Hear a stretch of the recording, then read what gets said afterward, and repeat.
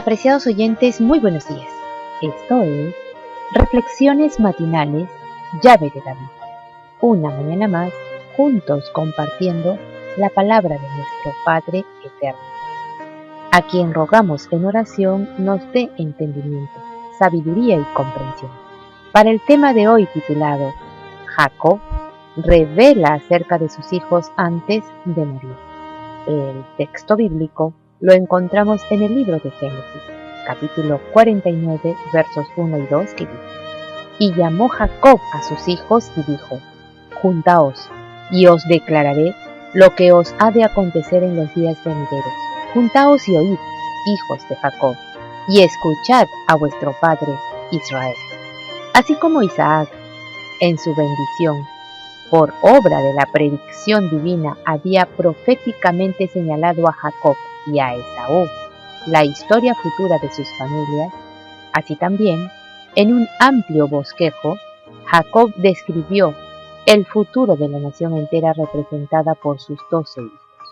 Aunque los caracteres de estos formaron el punto de partida de sus profecías concernientes a ellos, Yahweh reveló al patriarca moribundo la historia futura de su simiente, de modo que discerniera en los caracteres de sus hijos la evolución futura de las tribus descendientes de ellos. Con visión profética inequívoca, a cada uno le asignó su puesto e importancia en la nación en el futuro. Jacob dirigió su primera profecía a su primogénito Rubén, diciendo: Rubén, tú eres mi primogénito, mi fortaleza y el principio de mi vigor, principal en dignidad, principal en poder. Impetuoso como las aguas, no serás el principal, por cuanto subiste al lecho de tu padre. Entonces te envileciste, subiendo a mi estrado. La preeminencia natural que le pertenecía a Rubén por ser el mayor era propio, imprescindible. Sin embargo, habrían de serle quitadas debido a su debilidad moral de carácter, por la que éste perdió los privilegios de primogénito. Aunque específicamente su crimen consistió en cometer fornicación con Bila, concubina de su padre, su historia posterior pone de manifiesto además una inestabilidad fundamental de carácter. Esa debilidad básica lo descalificó para llegar a ser líder, pues el liderazgo con frecuencia demanda firmeza y determinación. Jacob dijo: no serás el principal. Fue así que Rubén perdió el liderazgo de Israel. Su tribu nunca alcanzó una posición de influencia en la nación. Ni una sola personalidad prominente surgió de los descendientes de Rubén, ni juez, ni rey, ni profeta. El liderazgo fue transferido a Judá y la doble porción a José. Simeón y Leví eran hermanos, no solo en la carne, sino también en sus pensamientos y acciones. Es claro que Jacob tuvo en cuenta su desenfreno en la traidora matanza de la población de Siquem, crimen que Jacob nunca aprobó. Este rasgo de carácter los descalificó para el liderazgo. Jacob dijo: yo los apartaré, porque los dos hermanos habían cometido juntos ese crimen. Su posteridad había de estar dividida o esparcida en Canaán. No constituirían tribus independientes. Fue evidente el cumplimiento de esta predicción en el tiempo cuando Israel volvió a Canaán, cuando Moisés realizó por segunda vez el censo de Israel. Simeón se había convertido en la más débil de todas las tribus, y en la bendición de Moisés, Simeón fue completamente pasado por alto. A esa tribu no se le asignó un territorio por separado como herencia, sino una cantidad de ciudades dentro de los límites de Judá, puesto que, por regla general, las familias de Simeón no aumentaron sino un poco. Finalmente, la mayoría de ellas fue absorbida por la tribu de Judá.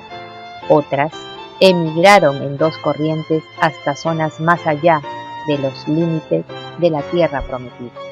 En vez de una herencia territorial, Leví recibió 48 ciudades, esparcidas entre todas las otras tribus.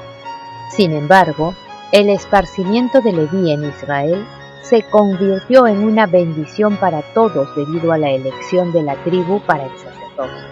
Aunque Jacob retiró los derechos de la primogenitura de Rubén y pronunció una maldición por el crimen de Simeón y Leví, no desposeyó a ninguno de ellos.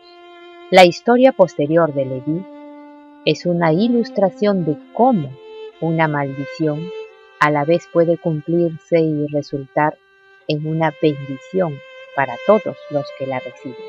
En el Sinaí, los descendientes de Leví fueron los únicos que quedaron de parte de lo correcto cuando cayeron todos los demás, y por lo mismo fueron nombrados como tribu para ser los dirigentes religiosos. Aunque no se cambió la maldición de Jacob de que no debían recibir herencia, su cumplimiento proporcionó una bendición para ellos y para sus hermanos.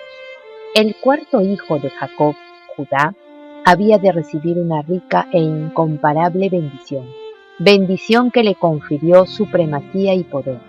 Aunque no está dicho así expresamente por Jacob, Judá recibió el derecho del primogénito al liderazgo, perdido por Rubén debido a su inestabilidad emotiva, y por Simeón y Leví a causa de su crueldad. De acuerdo con el pasaje del capítulo 29-35, el nombre Judá significa el alabado. Mediante un juego de palabras tan grato al corazón oriental, Jacob le aseguró a Judá la alabanza de sus hermanos. Judá había mostrado un carácter noble, aún en la hora oscura cuando los hermanos de José tramaban matarlo. Judá había propuesto una solución que salvó la vida de José, pero la excelencia de su carácter se manifestó aún más cuando ofreció su propia vida como garantía por la de Benjamín, y en su súplica ante José a favor de Benjamín para salvarlo de la esclavitud. Esto había sido evidente ya antes, en su comportamiento con Tamar, aunque al principio parece haber sido un individuo un tanto indómito y temerario. Su fuerza personal de carácter, adquirida tras duras luchas sobre las tendencias naturales, se reflejó en la virilidad de la tribu que llevó su nombre, y Judá fue alabado por todas las tribus cuando David fue coronado como rey sobre todo Israel. Judá es comparado con un cachorro de león que crece hasta la plenitud de la ferocidad y de la fuerza de un viejo león, vagabundeando por los bosques en busca de una presa, volviendo a su cubil montañoso cuando su botín ha sido devorado. Está allí, intrépido, en serena majestad, y sosegadamente desafía a cualquier ser que ose molestarle. Judá habría de continuar como caudillo entre las tribus hasta la venida del Mesías, quien en la profecía de Jacob había de tomar las prerrogativas reales de Judá como jefe de Israel, y ante el cual se congregarían todas las naciones. Apreciados oyentes, este tema continuará. Que Yahweh nos bendiga. Hasta mañana.